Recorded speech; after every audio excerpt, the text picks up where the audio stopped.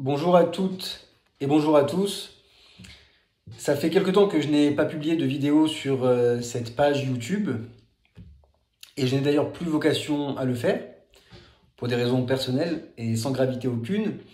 Mais comme beaucoup d'entre vous m'ont fait la grande amitié de me solliciter, par mail essentiellement, également par commentaire sur diverses vidéos, je trouvais judicieux qu'en guise de dernière vidéo donc, je partage avec vous quelques idées que j'ai trouvées dans un ouvrage il y a quelques mois, un ouvrage que j'ai trouvé absolument remarquable sur l'éloquence, sur l'art oratoire et qui reprend avec beaucoup de talent l'essentiel des idées que l'on a essayé de développer dans les vidéos que vous pourrez trouver sur cette page YouTube. Et donc je tenais à vous lire quelques passages de cet ouvrage absolument remarquable, écrit par Dionys Ordinaire, qui s'appelle Rhétorique nouvelle, et qui est daté du 19e siècle. C'est un ouvrage qui reprend l'essentiel de ce qu'on a essayé de dire sur l'éloquence, c'est-à-dire une éloquence libre, une éloquence qui n'est pas enfermée dans un discours, une éloquence qui respecte nombre de règles mais qui sait aussi s'en affranchir, une éloquence qui veut que chaque personne a sa propre personnalité de l'éloquence. Elle doit aller à la recherche de l'orateur qu'elle est elle et ne jamais s'encombrer de l'imitation de quelque orateur que ce soit. Alors si vous me le permettez, je vais partager avec vous quelques passages de ce livre, comble de l'ironie pour quelqu'un qui prône l'éloquence libre et non lue. Là, il ne s'agit pas d'un discours, mais d'un ouvrage, donc je me permettrai de lire cela en essayant de vous le rendre le plus vivant possible, afin de partager avec vous ces quelques pages que j'ai trouvées absolument remarquables. Nous avons au début d'ouvrage un échange entre un jeune avocat qui vient de plaider sa première plaidoirie, et ça s'est assez mal passé, lui qui pourtant pensait avoir mis quasiment l'intégralité de son talent dans cette plaidoirie et qui a eu un résultat médiocre. Et un juge qui, lui, a beaucoup plus d'expérience, qui écoute notre jeune avocat expliquer ses malheurs. Et c'est un dialogue très touchant qui s'installe entre les deux. Je vous en lis quelques passages.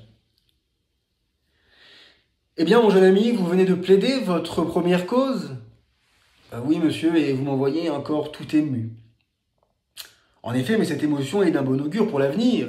Et il me prend envie de vous dire comme Diogène à un jeune homme de votre âge, « Courage, enfant, ce sont les couleurs de la vertu.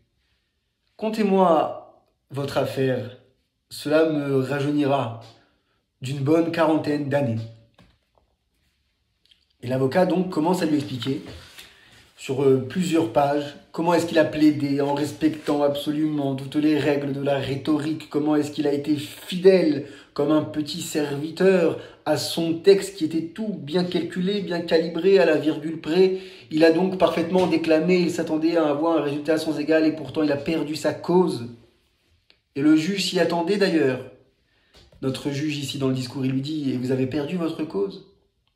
Et l'avocat dit « Oui, justement, mon client était condamné aux travaux forcés à perpétuité. » « Cela ne m'étonne pas, dit le juge, je m'y attendais. »« Comment ? Vous aussi, vous nous condamnez ? » ?»« Sans appel, vous avez juste fait un beau discours. » »« Mais le beau discours, ce n'est pas l'éloquence. » Et l'avocat alors de dire « Mais je ne plaiderai jamais mieux que ce que j'ai fait là, donc ça ne sert à rien de continuer. » Et notre juge, qui a de l'expérience, lui répond ceci. « Permettez-moi de ne pas être de votre avis. Vous avez pour vous la jeunesse, le talent, l'ambition de bien faire. Plus tard, vous réussirez. Mais cette fois, vous avez fait un discours d'écolier. Vous n'avez vu que les règles et non votre auditoire. Un discours d'écolier et ne voir que les règles et non l'auditoire. C'est une idée fondamentale. Toujours être plus appliqué à créer quelque chose avec son auditoire, avec son jury, ou avec son public selon l'orateur que vous êtes, ou selon la circonstance de la cause, mais ne pas chercher à restituer, à juste déclamer quelque chose de prémédité, vivre sa prise de parole, et non la faire subir aux autres, parce qu'un discours qui est lu est toujours quelque chose qu'un auditoire subit. Et donc, le juge lui dit qu'il faut respecter certaines règles, mais aussi savoir s'en affranchir pour donner la liberté de ton, la liberté de parole. Et l'avocat ne conçoit pas cela ici, notre jeune avocat. Mais les règles de la rhétorique, monsieur, les règles de la rhétorique.